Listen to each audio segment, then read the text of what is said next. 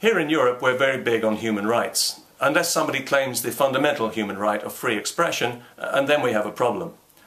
Nowhere is this more evident than in the insane asylum that used to be a country called Sweden, where it seems that some opinions are simply now forbidden. Recently a Swedish politician was convicted of hate speech for correctly connecting mass Islamic immigration with the high level of rape in Sweden. The court said it didn't matter that what he said was true, nor that he provided statistical evidence to prove it was true. It was enough that it caused potential offence to Muslim immigrants, which is a crime in Sweden, as it is in several European countries whose politicians despise their own people. Swedish politicians are especially afraid of opinions that rock the boat because they've allowed their boat to become so unstable.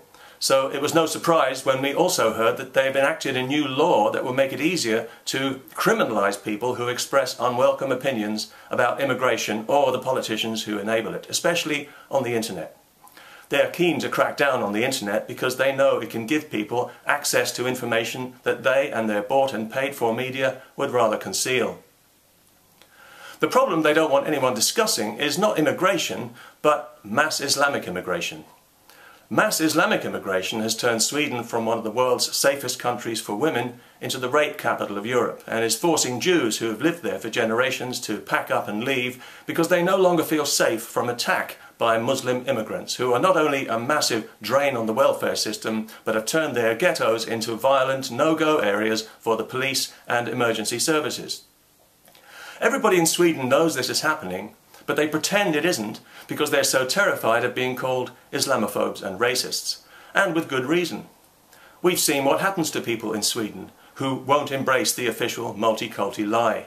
They can expect to have their identities hacked and to be publicly fingered for reprisals, which could mean being socially ostracised, losing their job, or being physically attacked by far-left thugs who feel entitled not only to smash the opinions of those they disagree with, but to smash their skulls for holding those opinions, all in the name of tolerance, of course, and with the tacit approval of politicians and media who despise their own people and culture for being Swedish. It's the ultimate crime.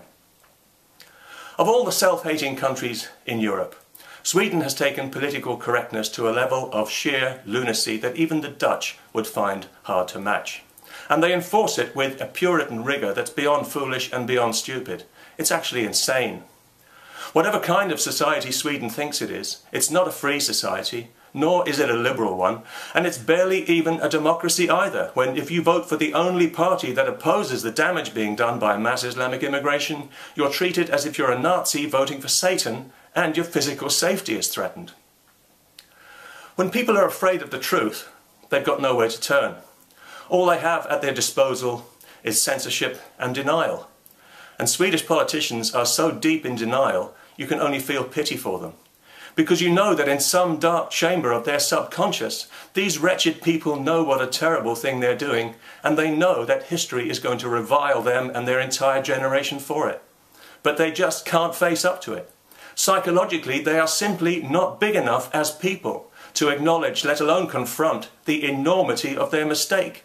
They've backed themselves into an ideological corner where their only option now is to double down on the insanity and brazen it out until the bitter end, while criminalising anyone who draws attention to it.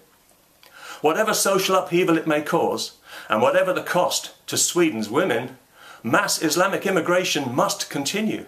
Any restriction would be an admission that there's a problem, and that would fatally undermine everything they're so desperately pretending to believe in, which is why they're playing hardball, and if you say there's a problem, you'll be treated as a criminal, which means that there are now two problems.